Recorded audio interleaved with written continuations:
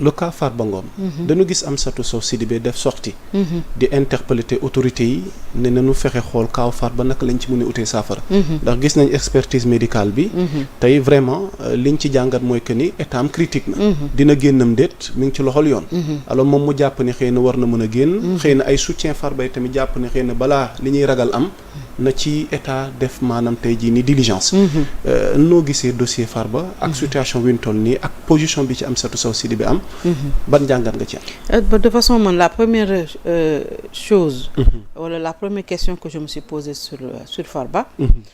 Je me suis dit que on a demandé une expertise médicale.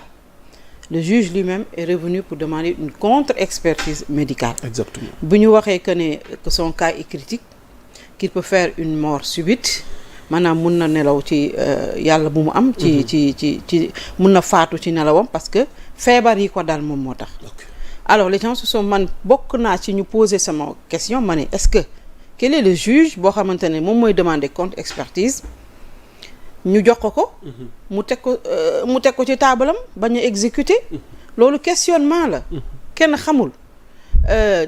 ñu dégg ci aussi beaucoup de personnes ont parlé sur ça libérer Farba parce qu'il est malade parce qu'il est mourant. ce matin mooy le fils du khalife de la famille omarienne. c'est ça Cheikh Oumar bu Thierno Bachir Tall moom jàpp na ni si il meurt en prison il y aura des dégâts énormes. c'est ça noo gisee loolu. loolu yëpp gis nañ ko ci yooyu yëpp daal. duñ ci mën a wax moom mooy. le dernier mot revient au juge bi moom moo sëgg ci ay dossiers médicaux parce que gis nañ fi ñoo xamante ni dañ leen jàpp. seen situation médicale méngoowul ak ñu toog ci prison bi dañ leen yóbbu pavillon spécial. ñu ngi pavillon spécial te biñ leen jàppee yàggul. kon boog tey jii la chambre d'accusation nee nañu au moment bii may wax ak yow war nañu prononcer wu sur ça. pour xool ndax dañu koy bàyyi mu génn wala du génn. mun nañ bu fekkee te bëgg nañ ko bàyyi mu génn mun nañ ko yóbbu pavillon spécial si le juge y accède justement. mais j'ai entendu l'ancien procureur de la CREI hier nee na lan moo tax juge bi mënul exécuter wu ci expertise wala contre-expertise day fekk une petite phrase bu ci waroon accompagner ci médecin bi. médecin bi moo waroon bind à la fin de la contre-expertise. que son état n'est pas compatible avec la prison. nee na loolu su amul ci dossier bi. le juge n'est pas tenu de libérer te loolu je l'ai entendu. chez Aliou Ndao. ok voilà. alors ci mën a am nag on attend la suite. alors yow noo gisee la suite de l'affaire Lat Diop parce que gis nañ fan yi ñu génn. rapport bu tukkee ci CENTIF incriminé ki nga xamante ne moom mooy Mouhamed Dieng. waaye ñu ngi xaar xëy na yoon. indil ñu suite par rapport ak cas Mouhamed Dieng. mais en attendant te muy Lat Diop muy ay jegeñaaleem. jàpp nañ ne vraiment defatul dara kaso. alors. affaire boobu ak suite giñ ciy séntu tey lan moo ci sa njàngat. alors on peut pas ñëpp wax nañ ko ne mënoo ñëw ne man maa corrompre nit. maa corrompre Ya Moussa. ñu jël Ya Moussa yóbbu ko ci prison bi yow mi ñoo taxaw ne maa corrompre le corrupteur ñu bàyyi la ngay dem fu la neex. l'histoire ça s'est passé comme ça. wala noonu lañ ñu ko waxee. donc Lat Diop a été envoyé en prison ci mbir moomule.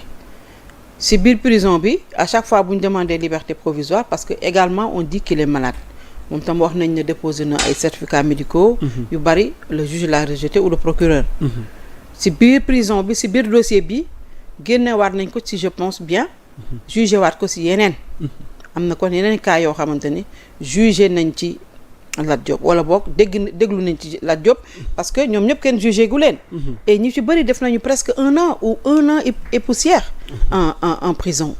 donc moi je pense que ñu mel nii nga xamante ni ci sa réew mi la ñu dëkk.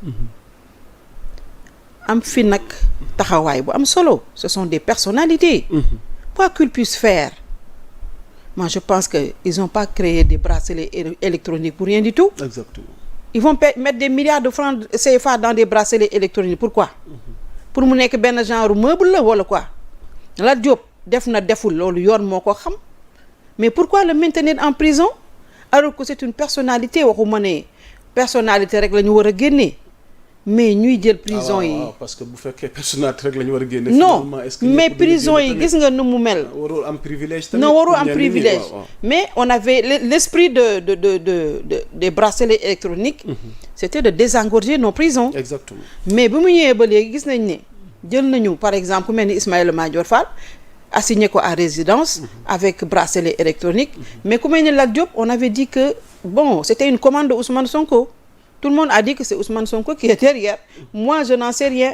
Mais il avait quand même dit, avant que nous envoyions Lat Diop en prison, lu mën a am je pense que yoon war na gën a mën a clément ñu bàyyi leen ñu dem seen kër ñu def leen sous assignation à résidence wala sax ñu convoquer seen procès bu fekkente ne ñoom ñoo def ñu xam ne ñoom ñoo def ñu dem yóbbu leen prison ñu payer seen dette bu dee defuñu ñu bàyyi leen ñu dem mais on peut pas laisser comme ça les gens ay hommes d'affaires en prison ñëpp ñu ngi ci biir prison bi bu ma fa demee keroog seeti am na ñu ma fa seeti ñoom Abdou Nguer ak ay ñoom Badara Gadiaga bi nga leen demee seeti lan moo nekkoon atmosphère bi ci ban état nga leen fekk ndax nga ci dikkaat xam nga prison nag kenn du mu ne wax mu ne neex na man bi ma génnee ci prison bi damaa jooy moom ñu mu leen gisee damaa jooy lu xew parce que prison vraiment fekkente ne ñii xamoon nga leen avant gis leen léegi on te retient en prison comme ça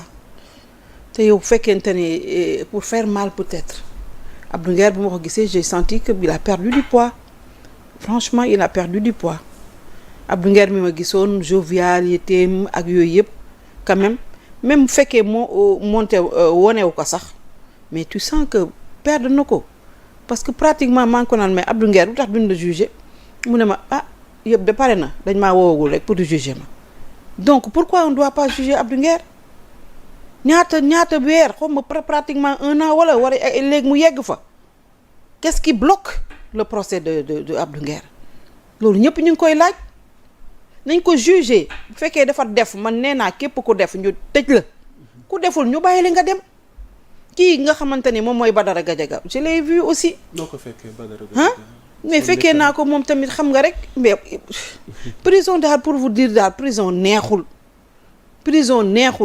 fekk naa Badara Gadiaga dans un parloir boo xamante ni tout a été réaménagé par Farba Ngom on a mis de la climatisation partout defaraat ko ba nit ñi mun fa toog il paraît que comme chaudière la meloon boo fa duggee doo fa taxaw doo fa def 1 minute Farba Ngom moo defar lépp quand j'ai posé la question ñu ne Farba Ngom moo fi def climatisation bi moom moo peinturaat fii moom moo yokk fii moom moo def lii donc on dit que à toute chose malheur est bon mais am na yu bëri yoo xam bi ñu fa duggee ci kaso bi ñoom defar nañ ko kon ñu mel noonu dañu am utilité ci seen société dëgg la tooñ nañu peut-être parce qu'il y a la présomption d'innocence je peux pas les accuser mais on peut pas les maintenir définitivement aussi en prison seen santé sax mayetu leen ko seen santé dañu feebar nañ leen yóbbu defal leen bracelet électronique mettre la assignance